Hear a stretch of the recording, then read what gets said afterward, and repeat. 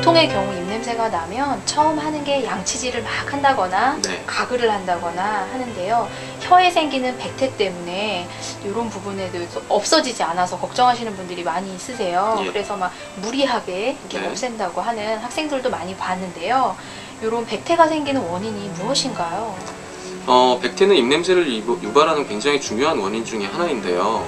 입냄새를 제거하기 위해서 백태를 열심히 긁으면 일시적으로는 냄새가 사실 감소는 네. 합니다. 네. 하지만 백태를 긁었다고 해서 그게 다시 안 생기는 것이 아니기 때문에 입냄새를 유발한 백태의 근본적인 원인을 찾아야 되는데요. 일반적으로 백태가 많이 끼는 경우는 소화 기능이 안 좋아서 비위에 습담이 많이 차 있는 분들, 네. 습담이라고 하는 건 약간 액체성의 노폐물이라고 생각하시면 쉬운데요. 네. 또 이제 간 쪽에 습열, 좀 후끈후끈하고 끈적끈적한 그런 기운이 차 있으면 또 백태가 많이 생기는 경우가 있습니다. 이런 분들은 주로 음주 같은 걸 많이 하시는 분이 되겠죠. 네. 또 때에 따라서는 체질적으로 열이 아주 많으신 분들은 구강이 건조해지면서 백태가 생기기도 합니다.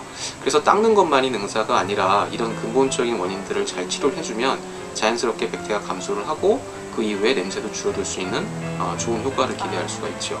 입냄새가 있기 때문에 당장 누구를 만날 때 불안한 마음에서 가글을 하거나 껌을 씹거나 사탕 이런 걸 드시게 되는데 그 향기들이 조금씩 있기 때문에 일시적으로는 도움이 됩니다. 각각 조금씩 차이는 있는데요. 껌 같은 경우를 환자분들이 씹으실 때 그 껌의 향기 때문에 네. 드시는 분들이 많은데 실제로 껌은 그런 목적보다는 껌을 많이 씹다 보면 침분비가 원활해지고 그렇게 돼서 입의 건조함이 좀 줄어들기 때문에 도움은 됩니다. 하지만 껌을 너무 오래 씹는 것은 저작 근육에 좀 문제가 생길 수도 있고요.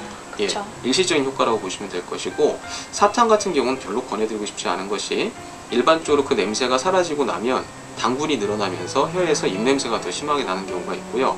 가글을 하시는 경우에도 시중에 파는 가글의 종류가 여러 가지가 있지만 그 중에서 어떤 가글은 알코올 성분이 많고 휘발 성분이 많아서 그 향이 사라지고 나면 휘발되면서 입안에서 수분도 같이 좀 말라지게 됩니다. 그럼 오히려 입이 더 마르고 가글을 다 하고 시간이 지난 후에 더 안 좋은 효과가 생기기도 하죠. 그래서 그때그때 임시방편으로 쓸 수는 있지만 너무 지나치게 하는 건 오히려 입냄새에 더 안 좋은 영향을 준다고 생각하시면 됩니다.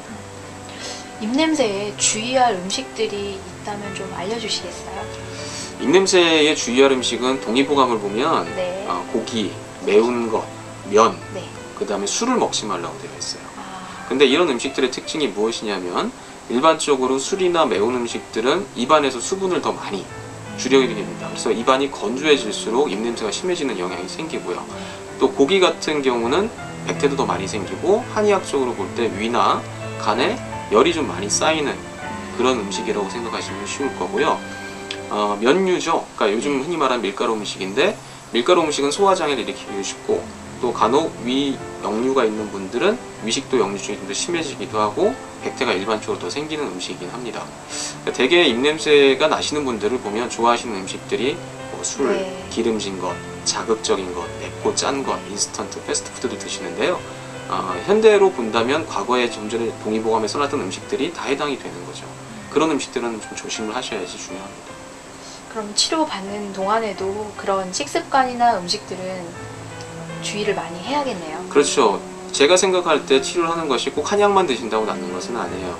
한약을 드시는 이유는 네. 뭔가 좀 잘못되어져 있는 몸의 상태를 바로 잡아주고 본인 스스로 개선이 될 수 있도록 도와주는 역할이 크고요. 물론 한약의 역할도 굉장히 크지만 본인이 식습관을 잘 관리하고 해야 치료가 다 끝난 이후에도 잘 유지할 수 있습니다. 입냄새를 치료하기 위해서 몇 년씩 한약을 들 수는 없는 거잖아요. 그렇죠. 또 치료가 된 이후에도 본인이 잘 관리를 하는 게 중요하기 때문에 음식 관리가 굉장히 중요합니다. 입냄새를 정확하게 판단을 해서 할 수 있는 해우소만의 또 한의원만의 그 입냄새 치료 방법이 있나요? 입냄새 환자들을 만나보면요. 네. 제일 문제가 본인의 입냄새를 정확하게 모르고 있다는 겁니다. 네. 다른 사람들의 제스처나 말투 이런 거로 미루어 짐작하고 또 본인이 부정확한 방식으로 체크해본 입냄새 네. 그걸 가지고 본인 입냄새를 판단하기 때문에 사실은 생각보다 심하지 않은데도 걱정을 하시는 분들도 있고 네. 생각보다 많이 심한데도 모르고 지내시는 분들도 계세요. 그래서 이런 분들에게는 정확한 입냄새의 수준이 얼마큼 되는지가 가장 중요하다고 보는데요. 이런 할리미터 같은 기계적인 측정을 통해서 기계적으로 눈으로 볼 수 있는 수치를 확인할 수도 있고요.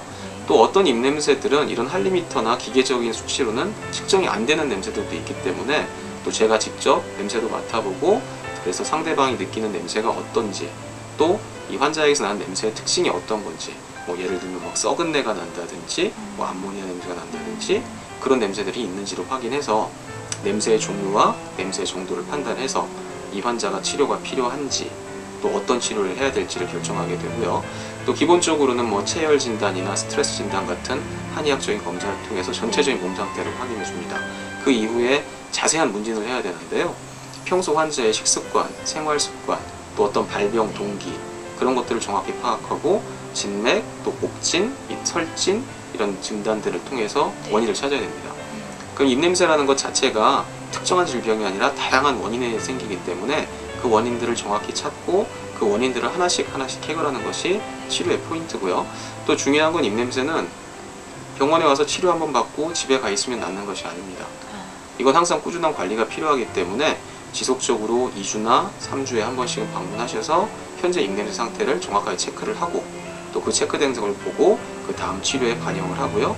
치료가 다 종료가 된 이후에도 한 달이나 두 달에 한 번씩은 오셔서 현재 잘 유지가 되고 있는지를 체크를 하고 이렇게 관리를 해나가는 것이 저희 한의원의 특징이라고 말씀드릴 수 있겠습니다.